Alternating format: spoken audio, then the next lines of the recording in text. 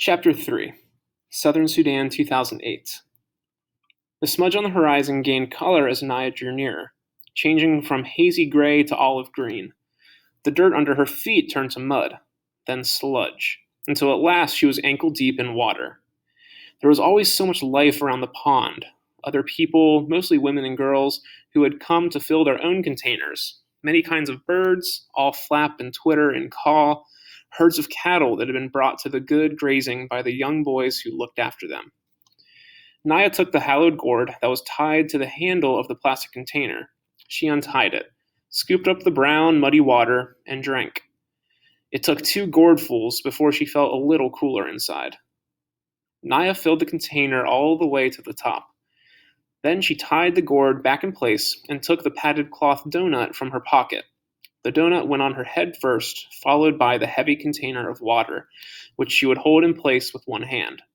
With the water balanced on her head, and her foot still sore from the thorn, Naya knew that going home would take longer than coming had, but she might reach home by noon, if all went well. Southern Sudan, 1985. The tears were hot in Salva's eyes. Where had everyone gone? Why had they left without waking him? He knew the answer. Because he was a child, who might tire easily and slow them down, and complain about being hungry, and cause trouble somehow. I would not have been any trouble. I would not have complained. What will I do now? Salva took a few steps to see what he could see. On the far horizon, the sky was hazy from the smoke of the bombs. About 100 paces in front of him, he could see a small pond. Between the pond and the barn was a house. And, yes, a woman sitting in the sun. Holding his breath, he crept closer until he could see her face clearly. The ritual scar patterns on her forehead were familiar. They were Dinka patterns, which meant that she was from the same tribe as Salva. Salva let out his breath in relief. He was glad that she was not Nuer. The Nuer and the Dinka had a long history of trouble. No one, it seemed, was sure where Nuer land ended and Dinka land began. So each tribe tried to lay claim to the area's richest in water. Over the years, there had been many battles, large and small, between Dinka and Nuer. Many people on both sides had been killed. This was not the same as the war that was going on now, between the rebels and the government. The Dinka and the Nuer had been fighting each other for hundreds of years. The woman looked up and saw him. Salva flinched at her glance. Would she be friendly to a stranger? Would she be angry with him for spending the night in her barn?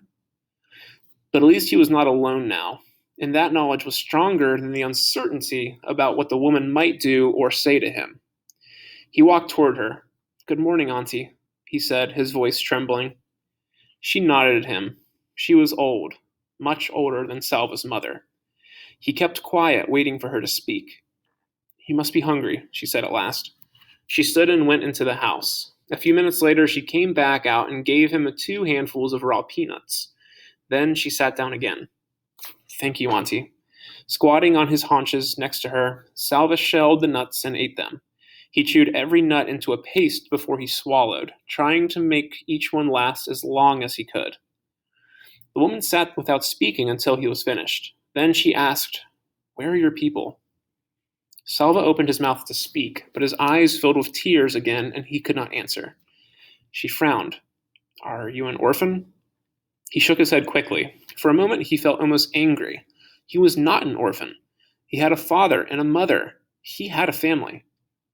I was at school. I ran away from the fighting. I do not know where my family is." She nodded. "A bad thing, this war. What are you going to do? How will you find them?"